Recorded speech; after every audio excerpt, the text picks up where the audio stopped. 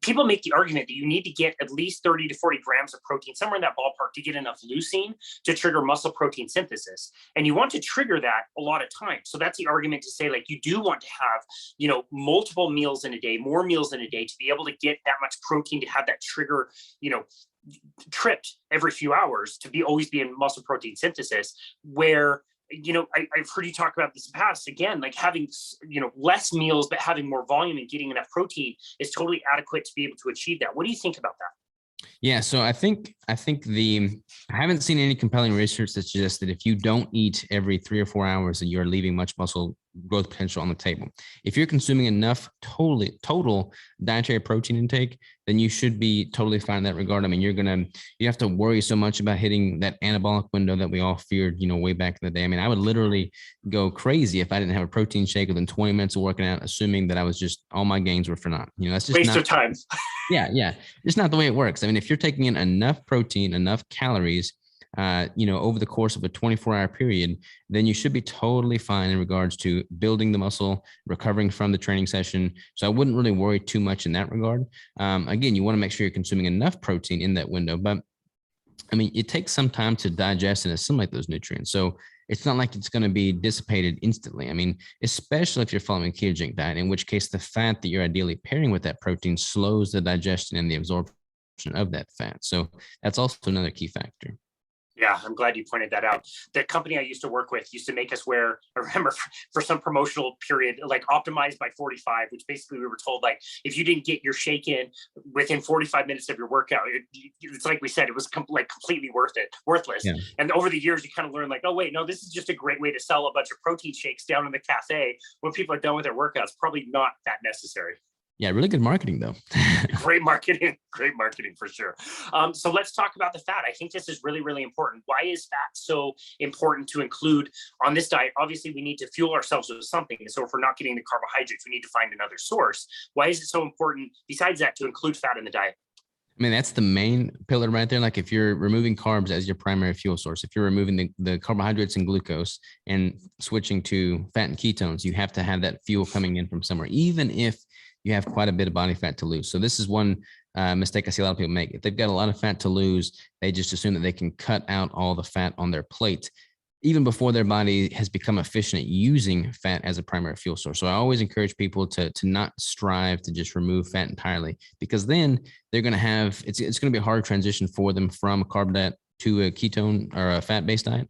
So that's not going to be boding well for sustainability and smooth transition in the first place.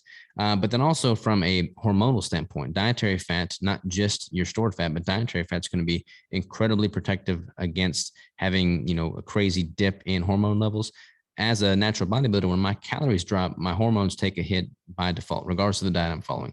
But by keeping my dietary fat relatively high throughout that whole period, I'm able to keep my testosterone levels more in check. My leptin and ghrelin hormones aren't skewed as much. There's a lot more protective mechanisms there by having a healthy intake of dietary fat. I mean, every hormone is going to be impacted by dietary fat. Every cell in your body has a layer of fat as the cell casing. I mean, there's so much that comes from ample dietary fat and ample stored fat. So when you start taking that down to an unhealthy level, things are going to start changing for the worse. So don't fear the fat. Don't consume it in excess. If your goal is to make sure your calories are in balance, that is important. I mean, I wouldn't want people to consume endless amounts of tilapia and chicken breast, and I also wouldn't want people to consume endless amounts of butter and MCT oil. There's a healthy median with everything. Yeah, no, that's great. I'm glad you mentioned that. I'm glad you mentioned hormones. I did want to ask you specifically about that. What did you notice specifically with things like testosterone when you weren't getting enough fat? How were you feeling? How was that manifesting? And was it just adding more fat that helped you feel a lot better? Oh, for sure, man. I mean, in the past, when I competed with very minimal dietary fats, I mean, like sub 30 grams, I mean, zero libido, zero energy, zero focus, zero everything. I mean, you literally, this is why people say you look like a zombie for, those bodybuilders that are walking around last month prior to the show. By keeping dietary fat high in the context of my last several preps, yeah, I mean, my hormone levels still took a hit because I was in a deficit, but much less so than they had in prior years by, keeping my dietary fat relatively high. Plus, I was able to just have a better quality of life. I mean, libido was not non-existent. I was able to still focus and be productive throughout the day. I was able to still, have some mental clarity. And I feel like by simply keeping dietary fat within a healthy range, it really helped protect against that. Yeah, interesting. I was just working with a client yesterday who's just getting started on a carnivore diet, and we talked specifically about the hormones. And it did seem to him like when he was adding in more fat to his diet, he was feeling a lot better. And he was curious to know about different hormone levels in his body. And I kind of said, you know what, as long as you're getting enough fat, my hunch would be that all of these things would really kind of level out on their own with you, without you needing to do anything really specific or really needing to worry about any of those, in their own context. Is that something you found as well, that the body will self-regulate everything pretty well once you're getting enough fat? Yeah, once you're getting enough fat, you should be. I mean, it takes time. Like if you're super imbalanced to begin with, it's going to take time. You can't just eat a bunch of butter and expect it to correct itself overnight. But if you give yourself the right amount of dietary fat and enough time and enough total calories, then yeah, your hormone levels should definitely come back to within a healthy range. A lot of people diet down. I mean, honestly, one of the biggest issues I've seen is people chronically under eating, and that's going to have a drastic effect on their hormone levels, their metabolic rates, their psyche. I mean, lots of things.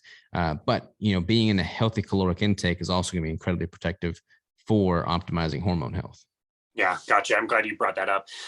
Okay, so when we're recommending carbohydrates, fairly easy for the most part. We want to keep them, I would say, like as low as somebody's willing to tolerate. If they can keep them down at a low level, probably better. Protein, definitely some caveats, some things that you already explained how that can change depending on the person, but generally speaking, a gram, maybe more than that per pound of lean body mass, I think is a great recommendation. Fat, I found to be a lot more difficult to hit. What you were describing is like the even point, the break even point of like not too much, not too little. How does somebody know they're on either one of those extremes? They need to either eat more fat or they need to reduce the amount of fat that they're eating. So it really just depends on their goal. Like if someone's trying to just be at a healthy maintenance level, or they're kind of in a slight surplus trying to build muscle, then a good simple rule of thumb that fits well for most people is just a simple 1-to-1 ratio. So 1 gram of protein per gram of dietary fat. That's going to put their fat ratio around 67 to 70% of the total calories coming from dietary fat, which works really, really well for most people. I'll typically start people at a higher fat ratio if they have not yet become fat adapted, so that we can really improve the efficiency that their body is using fat, both stored fat and dietary fat. And then as I'm finding that individual's unique protein threshold, I'll start dropping fat while simultaneously increasing protein to figure out at what point their body starts responding negatively to that. But for all intents and purposes, anybody that's trying to maintain or be in a sustainable level, a 1-to-1 ratio works really, really well for most people. And that's 1-to-1 in grams, not in percentages. Yeah, 1-to-1 in grams for sure. If you were to do it in percentages, it would be a little bit higher protein than would be optimal relative to fat for a fat adapted diet, for optimizing, a ketogenic diet. But if you're doing a 1-to-1 with regards to protein grams to fat grams in the context of someone that is adapted already, that's usually a pretty good ratio.